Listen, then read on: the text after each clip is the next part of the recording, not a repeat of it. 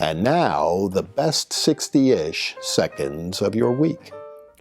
And last week, I made a very passing reference to the coronation, and one of our friends, Jerry Spangler, I wanted to make sure I named him, thought that King Charles sounded pretty good and brought me a crown. But for those of you that have suggested I have a big head, it doesn't fit. But the coronation of King Charles III was, in fact, a really, really impressive ceremony, putting the majestic notions of the British monarchy on full view for the world to see, and a once-in-a-generation occurrence really came off flawlessly and beautifully. And later in the day, the Kentucky Derby's 149th running, and our Pennsylvania favorite, Angel of Empire, did not do as well as the betting line suggested, but did manage up showing third place and on to the Preakness. And later in the week, a federal jury in New York comes back with a verdict against Donald J. Trump in a quote-unquote rape case. I mean, rape was actually on the verdict slip, but here was a woman who alleged that Donald Trump had raped her almost 30 years ago, but couldn't remember what year, much less what day or what time or anything else of this alleged occurrence. And President Trump said he never even saw this woman. But the jury did find against him, $5 million roughly in total damages being awarded to her. The Trump team says they will appeal.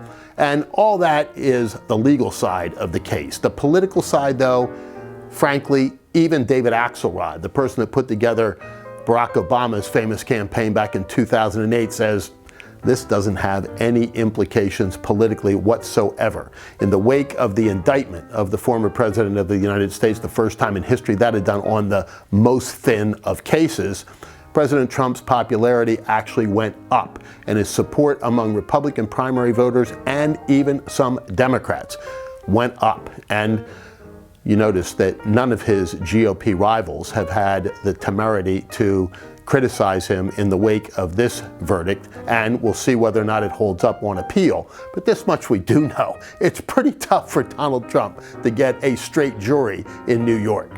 And of course, this week, Title 42 went the way of all flesh. And the Biden administration, which has been telling us all along the biggest lie of all, i.e., that the border is secure, has had to send 1,500 troops down there, and now acknowledges that there is going to be a tremendous surge of illegal immigration, some say between 15 and 20,000 per day, coming across the southern border and flocking into our country.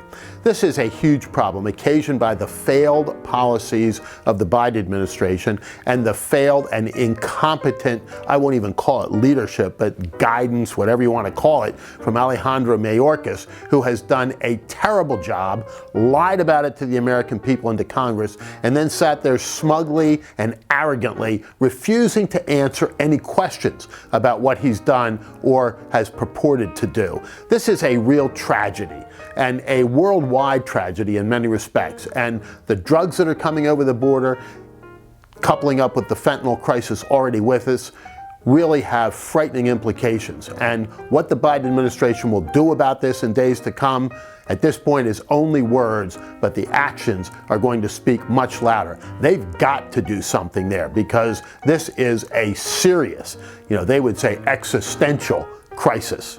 And here's one you may have missed this week. The House Republicans put out their latest report on the dealings, so-called business dealings, of the Biden family.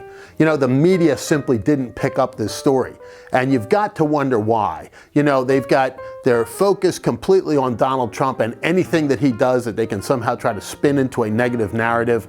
They had this guy Santos up in New York, the Republican freshman congressman, who bluntly is a disgrace, not only to our party, to the United States Congress, but as a Brazilian to my native land, since he claims to be Brazilian.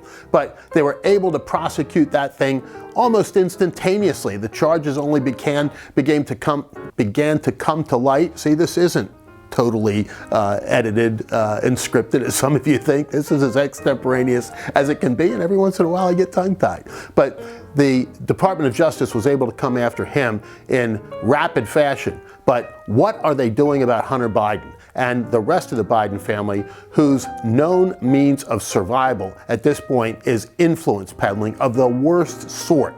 not only Hunter Biden's painting and lack thereof in terms of ability, but the money coming in from communist China, from Russia, and from other enemies of the United States really ought to be a huge concern. And we continue to see the obfuscation over what happened with his laptop back at the close of the last political campaign, where it clearly would have had significant impact on that outcome and was covered up at every level. And now the truth is coming out. It wasn't the Russians that put it there, it was Hunter Biden. And that may be one of the key narratives of the next campaign. And for now, enjoy the beautiful spring weather and all that it brings, because that is the best 60-ish seconds of your week.